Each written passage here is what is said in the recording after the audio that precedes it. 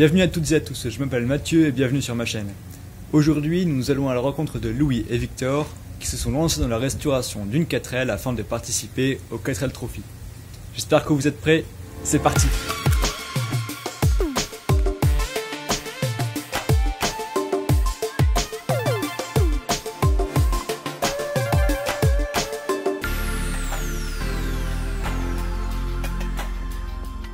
Avant toute chose, qu'est-ce que c'est que le 4L Trophy? Eh bien, c'est un raid automobile constitué de plus de 1000 4L, regroupant chacune 2 étudiants, qui part de la France et qui va jusqu'au désert marocain, soit un parcours de 6000 km. À l'issue de ce raid, les participants déposent des fournitures à l'association Enfants du désert, qui regroupe toutes ces fournitures et les redistribue dans des écoles locales. Les dons à cette association permettent la construction de 16 salles de classe depuis 2012, et 13 tonnes de fournitures ont été déposées en 2020. Pour certains, le 4L Trophy représente le moment rêvé pour vivre une aventure de raid dans le désert. Pour d'autres, c'est aussi l'aventure de restaurer une 4L. Aujourd'hui, nous allons donc à la rencontre de Louis et Victor qui ont acheté une 4L juste au moment du déconfinement et ont commencé à la restaurer tout le long des vacances scolaires. Alors comment ont-ils fait? Je les laisse se présenter et vous montrer leur 4L. Ouais, bonjour, moi je m'appelle Victor, j'ai 21 ans et je suis en école d'ingénieur aux arrêts métiers. Ouais, donc je fais 4L Trophy avec Louis, Louis qui est là-bas. Moi c'est Louis, j'ai 21 ans et je suis en école d'ingénieur à l'ENSTIB à Épinal. C'est une 4L berline de 1979. On a eu de la chance d'avoir un moteur qui tournait quand on a eu la voiture.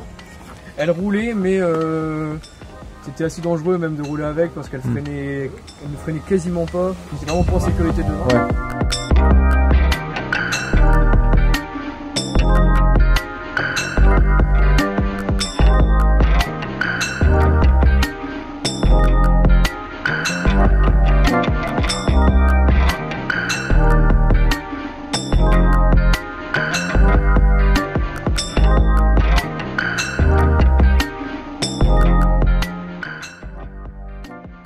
Pour stocker la 4L, il a fallu construire un garage, plusieurs poutres en bois, une toiture, donc ça fait un peu comme gitan, mais il faut éviter que tout soit sous l'eau, sinon à chaque fois on doit recommencer ce qu'on a fait la veille. Pour réaliser les travaux sur la voiture, ce qu'on a fait, c'est qu'on a construit un gabarit en bois, donc c'est toute la structure que vous pouvez voir ici.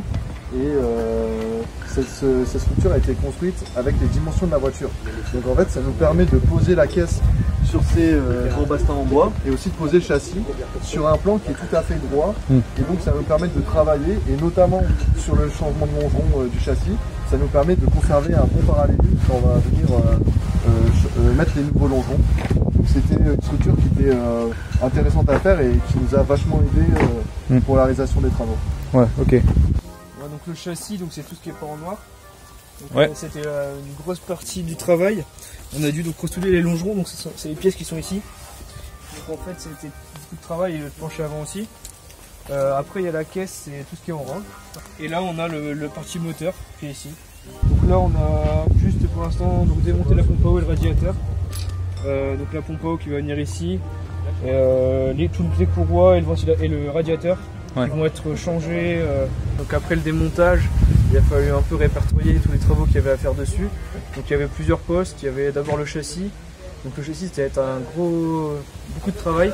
On a dû changer les 2 longerons, les planchers et rajouter des tôles par-ci par-là. Donc là ça a vraiment pris beaucoup de temps et demandé pas mal de compétences. C'était assez compliqué au départ. Et surtout enrichissant, à la fin. On a appris beaucoup de choses. Et ensuite, après le châssis, il y a eu la partie plus carrosserie, caisse. Donc là, pareil, il y a beaucoup de travaux de soudure, de ponçage et la peinture. Et la troisième partie, c'est plus la partie moteur. Ok.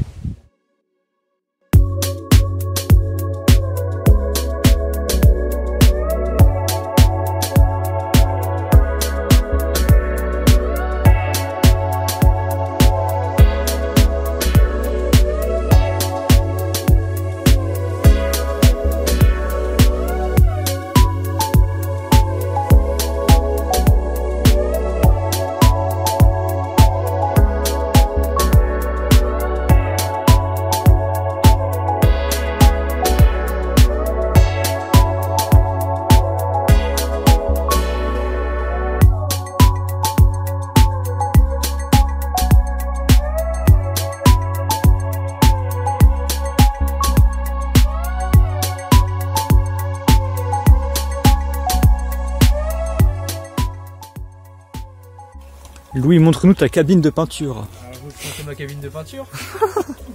Suivez-moi. Voici l'antre. Voilà, une magnifique cabine de peinture. Donc là, il y avait un petit carport qu'ils ont fabriqué et Louis a mis toutes les bâches partout. Tu peux expliquer? Donc, on faisait toute la mécanique ici, on n'avait pas les bâches.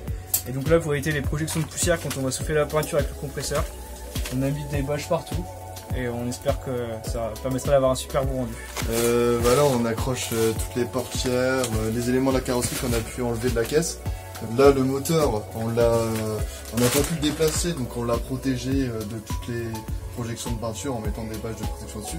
Bon, l'idéal c'est de l'enlever, mais là c'était un peu compliqué avec notre installation.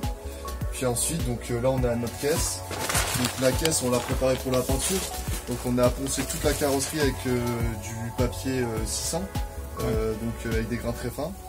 Et là on l'a nettoyé, on va pouvoir passer à la peinture. Donc là on va commencer par mettre une couche d'après. Ouais.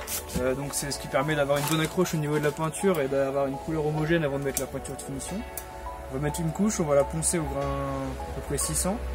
Et après on va soit remettre une deuxième couche d'après ou peindre directement.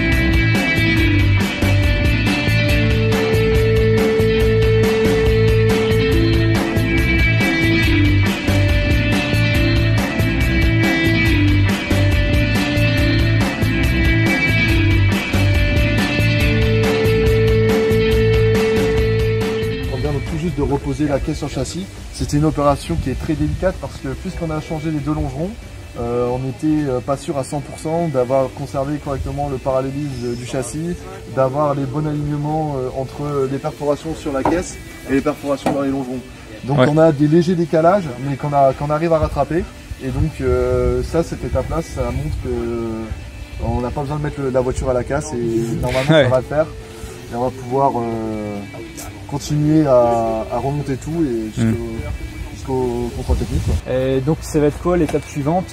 Parce que là il y a la carrosserie posée, le moteur, qu'est-ce que vous allez faire? Donc là la suite ça va déjà être de remettre toutes les dernières parties de carrosserie, donc les portes, les ailes, le coffre, le capot. Donc ça c'est aussi des parties qu'il faut ajuster, régler, ça prend aussi un peu de temps. Et puis raccorder tout le moteur, donc le système de frein. Enfin, le système de frein et puis raccorder tout le moteur avec le radiateur, le système de refroidissement. Donc on a quand même un peu de boulot avant de la faire rouler, mais on espère que ça va aller le plus vite possible.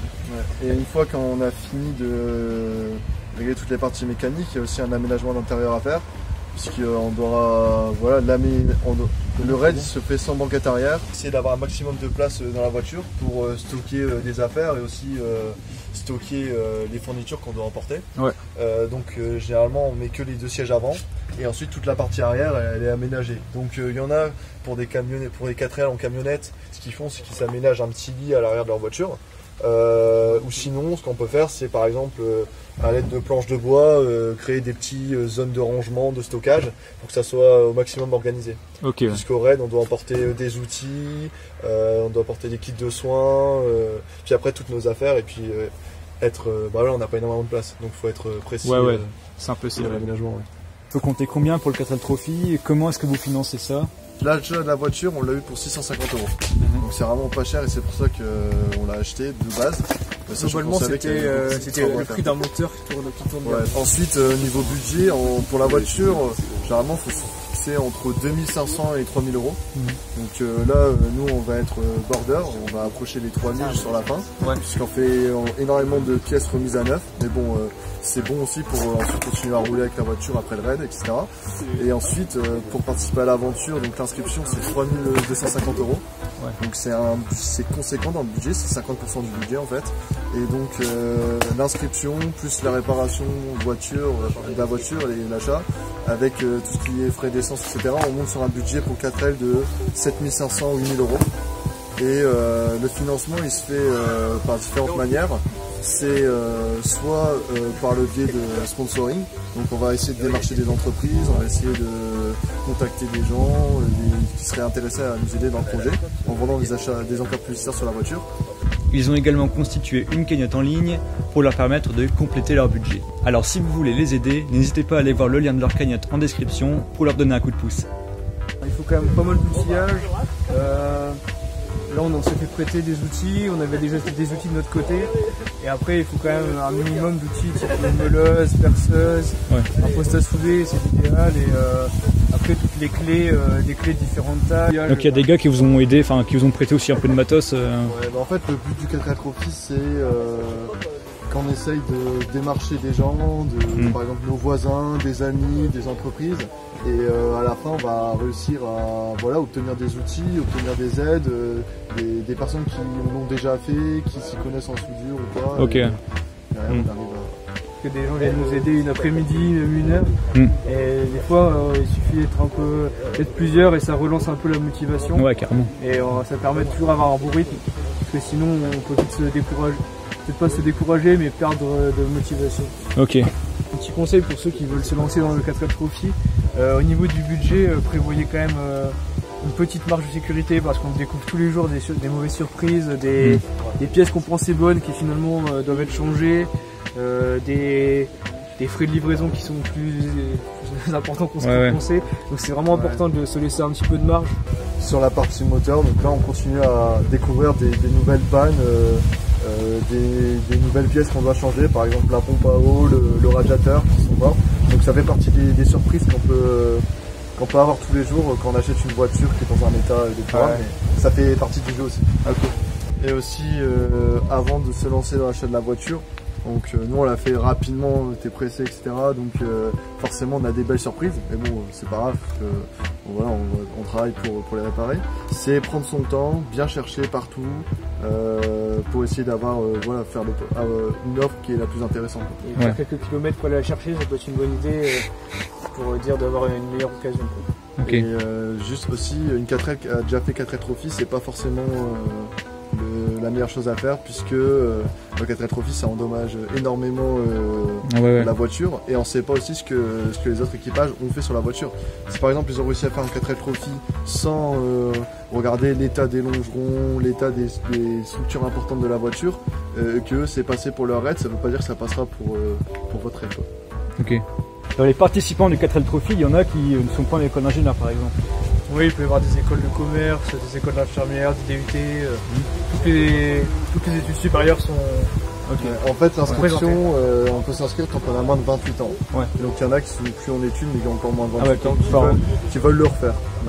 C'est déjà bien de participer au 4L Trophy en achetant une voiture qui est déjà en état, mais c'est encore mieux de la réparer nous-mêmes parce qu'on apprend plein de choses sur le plan mécanique, sur la carrosserie, sur la soudure, et même au niveau de l'entraide entre amis, et c'est super intéressant. Et si on a une panne sur le Trophy, on est capable de réparer le moteur, de savoir d'où vient la panne assez plus facilement parce qu'on a déjà tout contrôlé avant de partir. Après, certes, faire les travaux de réparation, ça nous permet en plus d'apprendre plein de choses, qu'on soit énormément attaché à la voiture. C'est pas donné à tout le monde de le faire. Par exemple, il y a des équipages qui sont pas forcément en école d'ingénieur pour l'industrie, pour la mécanique, etc. Et ils sont moins intéressés par cette idée-là, ils sont plus intéressés par juste l'idée de faire un raid solidaire ou faire un raid dans le désert, où il y a aussi des gens qui sont en école de commerce ou à la fac et qui n'ont pas cette volonté en fait de réparer la voiture. Donc ça dépend aussi de la manière dont on veut aborder le raid. Si on veut vivre toute l'expérience mécanique puis ensuite faire la course, ou si on veut simplement, on est intéressé par faire l'aspect solidaire du raid et aussi faire une aventure comme ça dans le désert. Ok, ouais, carrément.